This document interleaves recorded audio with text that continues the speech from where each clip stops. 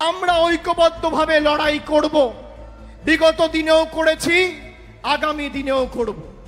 যারা মমতা বন্দ্যোপাধ্যায়কে বাংলা থেকে সরানোর কথা বলে তাদেরকে বলবো তৃণমূল কংগ্রেসের নেত্রীর সাথে পরে লড়বে, আগে ছাত্র যুবর সাথে মোকাবেলা করো, তারা 10-0 গোলে তোমাদের প্রতিহত করবে। 10-0 গোলে তৃণমূল ছাত্র পরিষদ আর তৃণমূল যুব কংগ্রেসের কাছে এই বিজেপি আর সিপিএম হারবে। আমি আপনাদের বলতে চাই, সংবাদ মাধ্যমের পরিকল্পিতভাবে কুৎসা আমাদের আটকাতে হবে।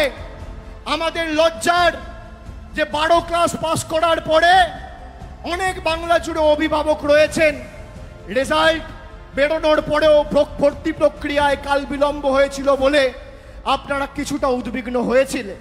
তবে আমাদের কাছে দুর্ভাগ্যের যে বাংলার সরকারের বিরুদ্ধে যুদ্ধ ঘোষণা করতে গিয়ে এবং তৃণমূল কংগ্রেসকে শিক্ষা দিতে গিয়ে কলকাতা হাইকোর্টের বিচার ব্যবস্থার একাংশ বাংলার ছাত্র যুব সমাজের জীবনে অন্ধকার নামিয়ে আনার চেষ্টা করেছিল।